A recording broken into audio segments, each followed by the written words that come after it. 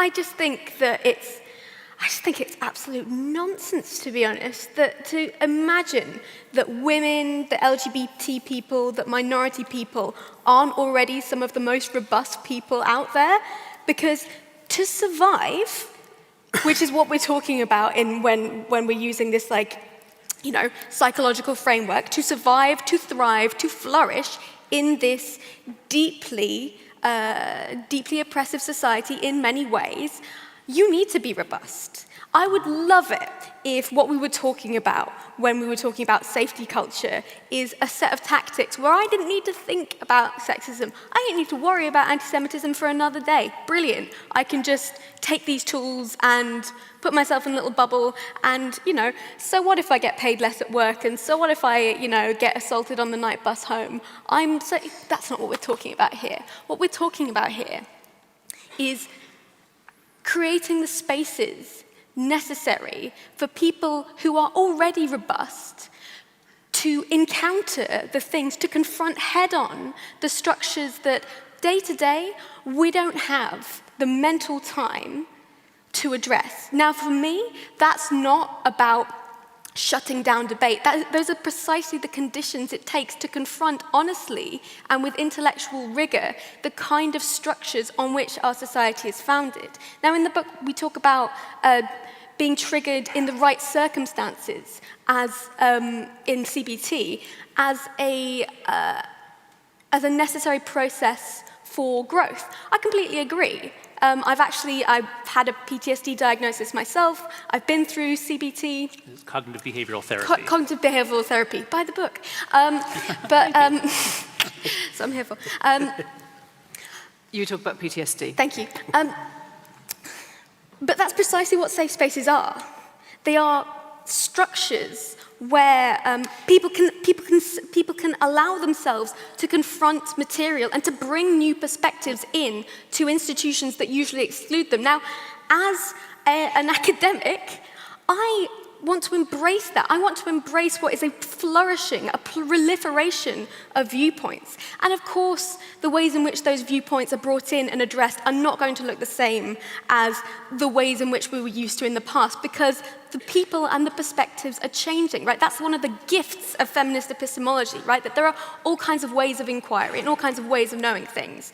And we should be embracing that. That's not anti-intellectual. Let me just ask you that in terms of embracing views you don't like, would you say you would not want to hear a sexist voice on campus? You would not want to hear a right-wing voice on campus, or an extreme right-wing voice on campus? Have you been to UCL? I'm asking you. I'm just. This is to help us out in terms of, because the problem is that you are deciding where those lines are set. What is unpalatable to you?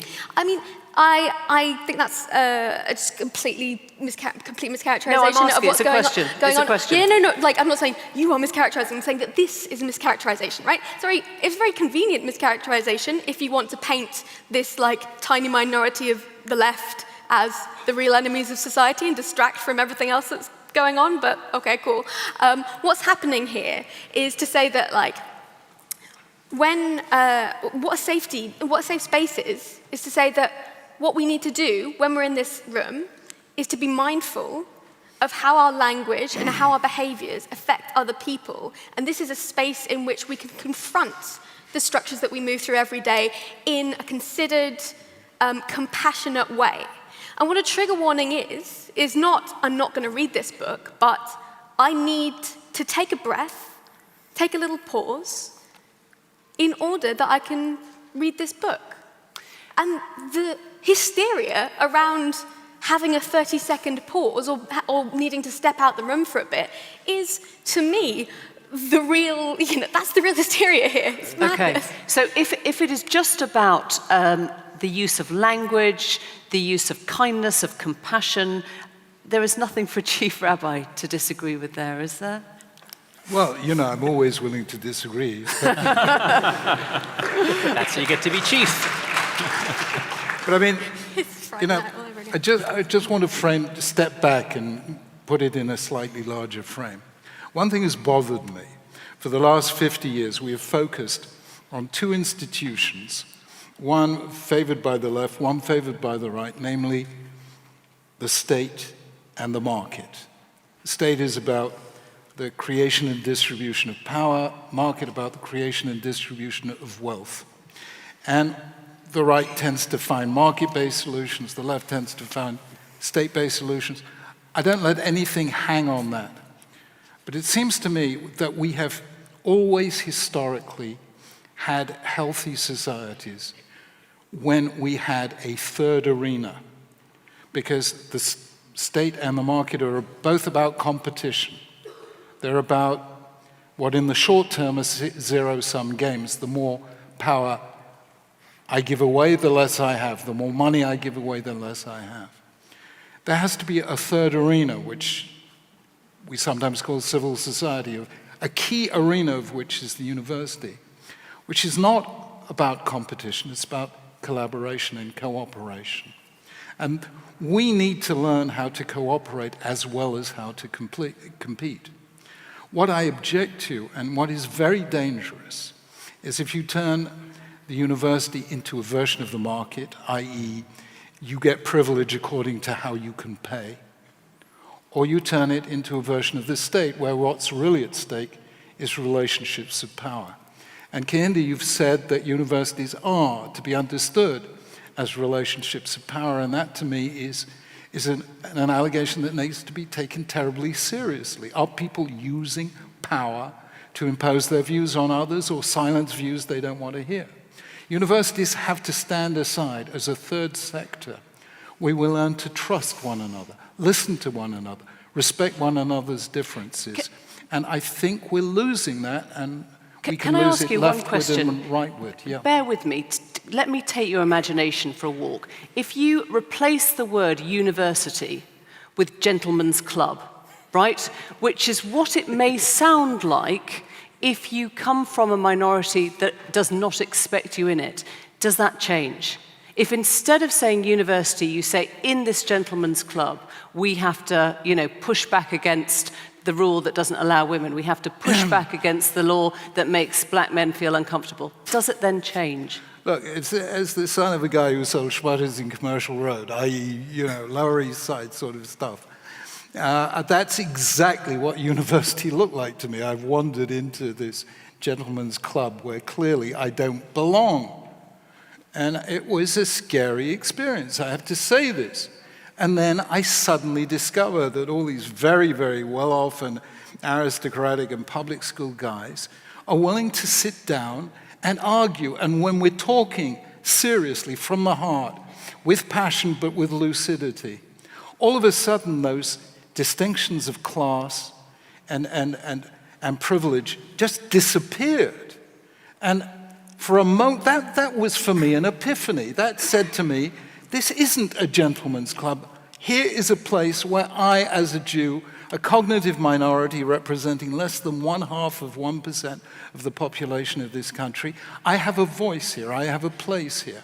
And the same must apply to blacks, it must apply to LGBT, it must apply to any minority. They have to feel this is not a club that excludes me, and therefore I won't exclude the other voices in this club.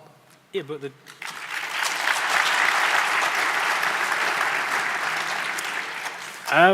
the truth is that's not what happens. And the idea that the university is a third space, that's not true. The university has always been an expression of state power and market power, right? So the university justifies slavery at a time when you need slavery, for example. And going to this point about 2010 has been a big change. What happened in 2008? There was a major financial crisis, which unleashed neoliberalism in a way that had not been seen on the university sector. The university sector is just a market. Like, there is no barrier to that at all. And when you look at things like fees, if you look at the price of accommodation, if you look at competition and market, that is probably the better explanation for why you're having these problems with students than because they're being mollycoddled. Actually, this university is the market, and the market is racism, and that market excludes many minorities. And that's really the problem we're talking about here. And what really is being said in safe spaces or no platforming or trigger warnings is you have a group of students now in this market, if you like, and they are saying we should be the ones who decide what speech, what is okay speech. Because I think we'd all agree that not all speech is okay. You wouldn't have Osama bin Laden coming to the university campus, right? But that's not just an objective decision. Well, maybe you would. I don't think most people would, right? But at some point, you're always going to have no platform. And there's always a level where you say, look, Holocaust denier, don't come to the university, right? But who is it that has the power to decide whether Steve Bannon should come? I would argue it's the students. It should not be the dons and the elite. And if the students get together and say, we don't want this person, then that's a perfectly fine expression of their free will, right? It's right to speak. So I think we can all agree that universities, like most institutions, used to be, like gentlemen's clubs, used to exclude women or people of African descent. I think we all agree that there used to be enormous racism. We can all agree that many groups we can talk about today as historically marginalized. I think we all agree to that. And our debate comes down to, have we made no progress, a little progress, or enormous progress? And if we've made enormous progress, should we continue? Or you might think we've made little, and therefore we need to try a totally new way. So I'd like to share with you what happened to me when I was on, when I was on a panel at, soon after I wrote an article in The Atlantic with Greg Lukianoff in 2015, there was a panel organized at the New York University Law School to talk about this, and one of the participants was a law student of Latin American descent who was talking about being a Latino student at NYU Law, and she was talking about the constant violence perpetrated on her, and I asked her to elaborate on that. What do you mean violence? Like actual, like physical violence? And she said, no, not physical violence, but violence nonetheless. And she said, well, I mean, you have to admit that this university was not built for, it was not designed for people like me. And I looked around the panel and I said, okay, I'll agree to that. It wasn't built for people like me, I'm Jewish. It wasn't built for people like her, she's Chinese American. It wasn't built for him, he's a gay, half-black, British philosopher. It wasn't built for any of us. Isn't that wonderful? Isn't that progress? And to take the fact of historical prejudice as a reason to feel excluded today, as a reason to damn an institution that is trying its hardest to overcome that, to increase diversity.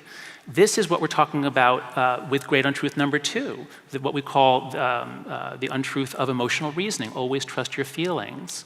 If you're catastrophizing, if you're deliberately telling students, this institution is against you, see oppression everywhere, people here hate you, they will do anything to stop you, that's a really good recipe to disempower them. If you want to make the black students at NYU Law fail, tell them that.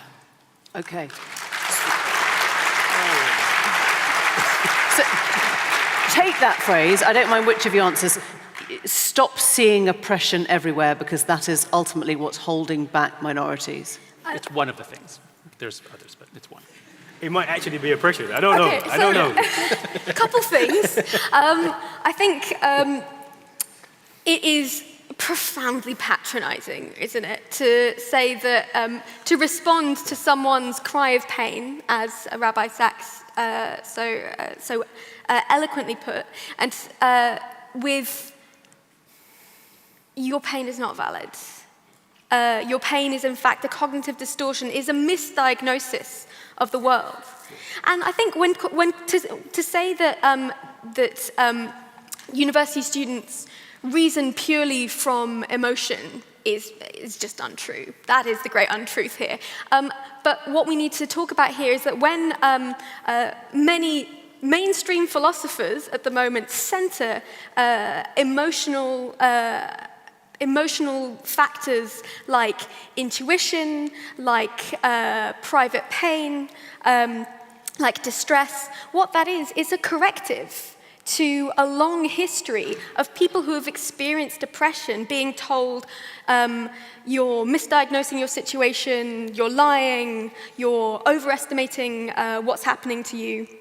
When really all of these are just historical tactics that have been used to silence dissent and to get people to shut up, basically. Now, I'm not saying that that's what you're doing, but I am saying that that is very convenient for people who are trying to do that. And I'm saying that those kinds of convenient narratives that we are inculcating in our universities invite a kind of very damaging framework. And I'm not talking about damaging as in like discomforting. I'm talking about damaging to the fabric of exactly the kind of free, robust institution that we're all invested in. Okay. Now, I just want to come back on one thing that Rabbi Sacks said.